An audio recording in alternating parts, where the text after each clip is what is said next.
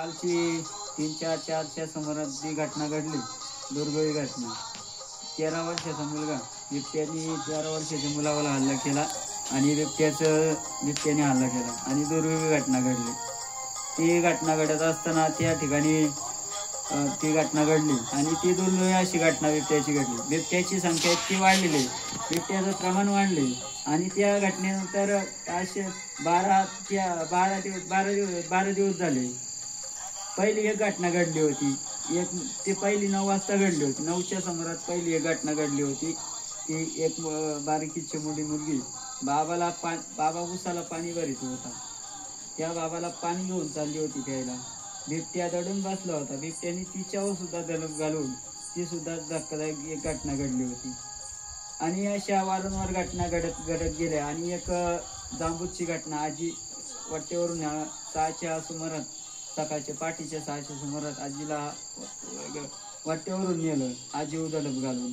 अशी एक घटना घडली. अशा वारंवार घटना घडत गेल्या. कालची एक धक्कादायक घटना घडली.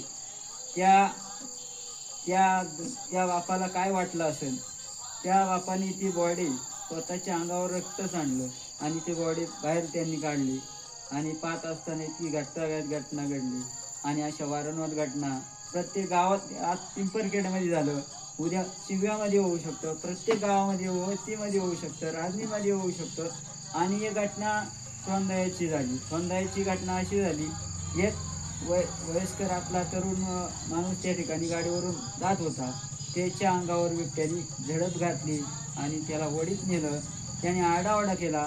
मागून पुढून 2-4 गाड्या आल्या आणि ती लाईट पडली. त्याच्यामुळे बिबट्या धुमधडक झाला, पळून गेला. अशा वारंवार घटना घडल्या.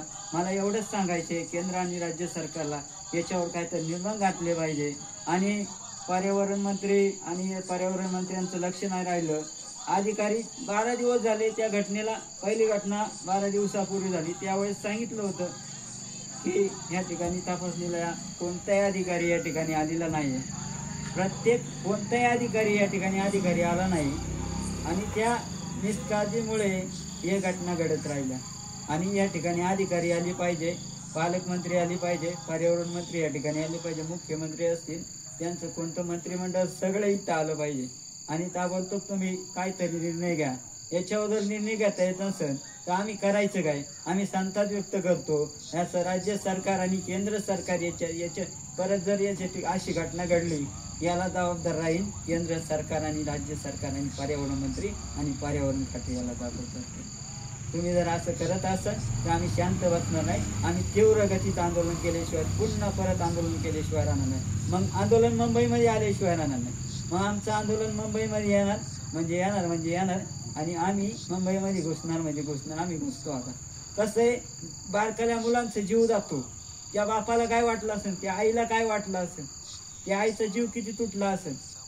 तिचा मुलगा पोटचा गोळा गेलाय आणि कोणच्या पोटचा गोळा गेला म्हणजे तिला काय वाटलं असेल, त्या मायमाऊलीला काय वाटलं असेल. तिच्या पोटचा गोळा आज तिच्यापासून दुरावला गेलाय आणि बिबट्याचं हल्ला.